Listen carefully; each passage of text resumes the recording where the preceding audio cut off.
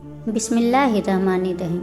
اپنے سے کسی اچھے کی تلاش کر اور اسے غنیمت جان، کیونکہ تو اپنے جیسے کے ساتھ عمر جایا کرے گا۔ موت کو ہمیشہ اپنے تکیے کے نیچے جانو اور امید رکھ کر چھوٹے گناہوں سے گریز کرو تو ذلت و خواری سے محفوظ رہو گے۔ جب دشمن کی ساری تدبیریں ناکارہ ہو جائے تو وہ دوستی کا ہاتھ بڑھاتا ہے، بس اس وقت دوستی سے وہ کام لو جو دشمن بھی نہیں کر سکتا۔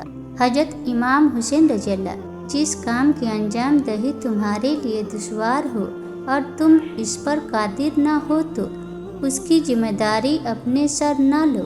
کلام الہی پر عمل کرو، اس کے حرفوں کی سیاہی میں وہ سفیدی چھپی ہوئی ہے جو تمہارے گناہوں کو دور کر کے تمہارے دل کو نور ایمان سے روشن کر دیتی ہے۔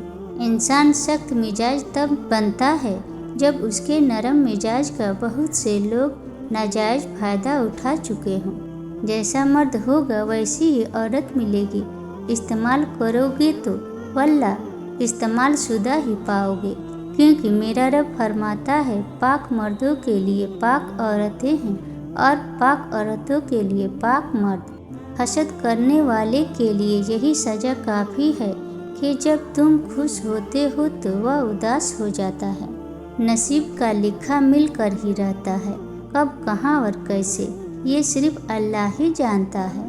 نفس وہ بھوکا کتا ہے جو انسان سے غلط کام کروانے کے لیے اس وقت تک بھوکا رہتا ہے جب تک وہ غلط کام کروا نہ لے، اور جب انسان وہ کام کر لیتا ہے تو یہ کتا سو جاتا ہے، لیکن سونے سے پہلے ضمیر کو جگا جاتا ہے۔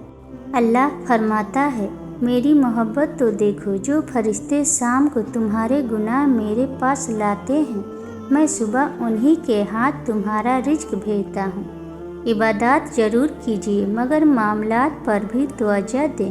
کعبے کے چکر لگانے سے لوگوں کو دیے ہوئے چکر معاف نہیں ہوتے۔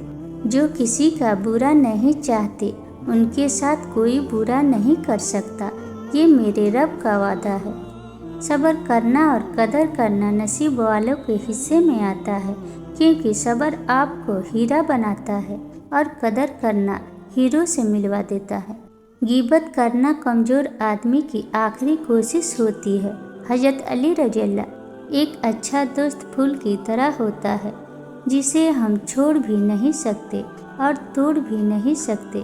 اگر توڑ دیا تو مرجھا جائے گا اور اگر چھوڑ دیا تو کوئی اور لے جائے گا۔ تم زیادہ ترجیح ان لوگوں کو دیا کرو جو حق کی کڑوی باتیں تم سے کھل کر کہنے والے ہوں۔ 3 کام اللہ کو پسند ہے۔ پہلا، ٹوٹے ہوئے دلوں کو جوڑنا۔ دوسرا، دل نہ چاہتے ہوئے بھی معاف کر دینا۔ تیسرا، کسی کے گناہ پر پردہ کرنا۔ آپ صلی اللہ علیہ وسلم نے فرمایا اگر جھک جانے سے یعنی عاجزی اختیار کرنے سے تمہاری عزت گھٹ جائے تو قیامت کے دن مجھ سے لے لینا۔ لوگوں پر 3 احسان کرو۔ پہلا، نفع نہیں دے سکتے تو نقصان نہ کرو۔ دوسرا، خوش نہیں کر سکتے تو رنجیدہ نہ کرو۔ تیسرا، تعریف نہیں کر سکتے تو برائی نہ کرو۔ حضرت علی رضی اللہ، کسی کے منہ پر بے عزتی کرنا اسے قتل کر دینے کے برابر ہے۔ 4 غلطیوں سے بچو۔ پہلا، شریف کو بیوقوف مت سمجھو۔ دوسرا، مکار کو عقل مند مت سمجھو۔ تیسرا، قاتل کو بہادر مت سمجھو۔ چوتھا، مالدار کو بڑا آدمی مت سمجھو۔ اچھے وقت سے زیادہ اچھا دوست عزیز رکھو، کیونکہ اچھا دوست برے وقت کو بھی اچھا بنا دیتا ہے۔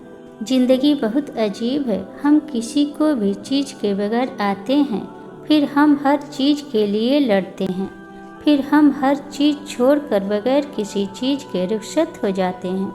آنکھ دنیا کی ہر ایک چیز دیکھتی ہے، مگر جب آنکھ کے اندر کچھ چلا جائے تو اسے نہیں دیکھ پاتی۔